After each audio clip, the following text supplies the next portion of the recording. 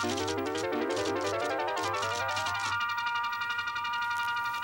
evening, everybody. I like Texas State University more than the other universities I've taught at, like the University of Wisconsin-Madison and Kansas State University, because of the number of first-generation college students. The other universities I've been to had more privileged students, students with deep family backgrounds in higher education, students who were wealthier, and they're going to make it with or without me. But this place, oftentimes you don't find that, and that's why being a professor here, I believe, is more powerful and more influential and has greater consequence than at some of the other universities at which I've taught. I met several presidents of the United States. I met a lot of movie stars. I met a lot of scientists, just a lot of famous people.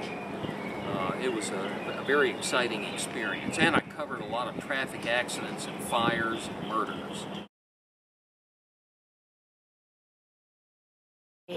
I met Richard Nixon, Jimmy Carter, Gerald Ford, Ronald Reagan, Bill Clinton, and George H.W. Bush. Jimmy Carter was very difficult. I found him to be arrogant and difficult to interview. I found Ronald Reagan to be a very nice guy and easy to interview.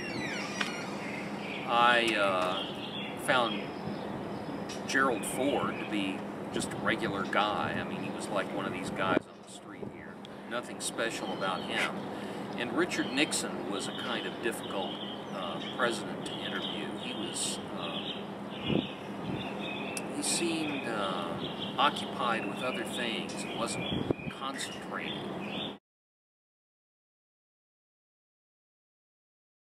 I've met and interviewed Gregory Peck, Zsa Zsa Gabor, Bob Hope, George Burns.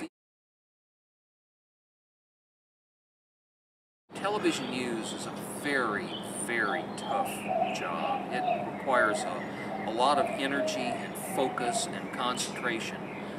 For instance, I'd get up very early in the morning, go to work all day, and then I'd have to go on live television at night at 6 o'clock when I was tired and wanted to go home.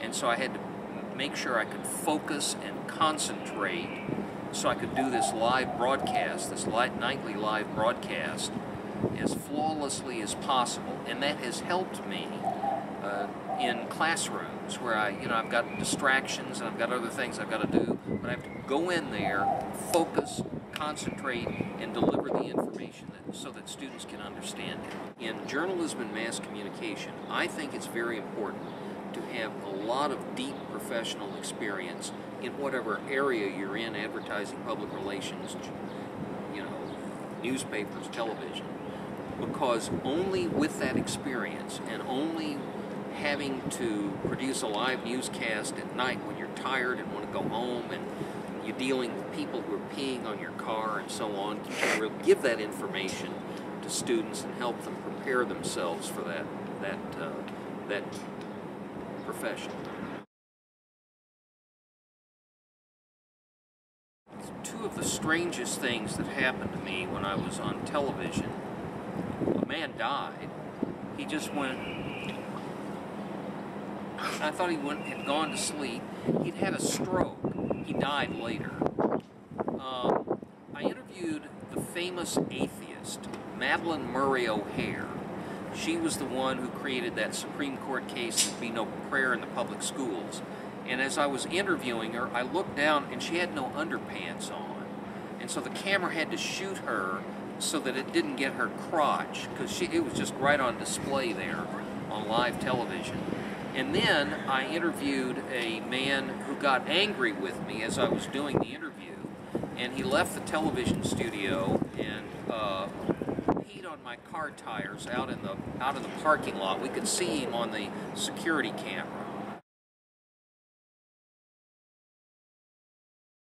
I was in television when there weren't digital media. There were only 3 television stations in every city. And so I had these rather large audiences. And yeah, I didn't like to be recognized at malls or in public. When I quit work, I wanted to quit work. But it's just everywhere I went that people would bother me. And a lot of people like that, and I don't like it. So that was one of the good things about getting out of television. People eventually stopped recognizing me, although I still have people who recognize me. I'm wondering whether this is good advice or bad advice. I got ahead in broadcasting to the extent that I did anything interesting or important because I simply would not ever say no. If they asked me to do something, my bosses, yes, yes, yes all the time, never no. And I have found, less so with students at Texas State, more so with students at Kansas State, and certainly with students at the University of Wisconsin, they're willing to say no a lot of the time, and I think there's a cost to that. If you say no too much, you're not going to be depended on. So my advice would be to say yes, always, unless it's something illegal or unethical. But if you say yes frequently enough for enough years, you'll burn out, and which is part of the reason I just decided to get out of television. I wanted to do something with greater depth and less frenetic craziness, like people peeing on me. Nobody's peed on my tires since I got into this business, or died on me. My name is Lindsay O'Neill. I'm a mass communications major at Texas State, and I have Professor Grimes for History of the Mass Media. He teaches us in a fun, entertaining way, not just straight out of a textbook. He tells us stories about people he's met and famous people that he's met with, so it just makes it reliable and knowledgeable of what we're learning. I would recommend students to take Professor Grimes' class because it's entertaining atmosphere, but yet it allows us to learn a lot, and he's really experienced and intelligent about all of his career and what all he's done. So I would definitely recommend it to students because it allows you to learn a lot in a fun atmosphere.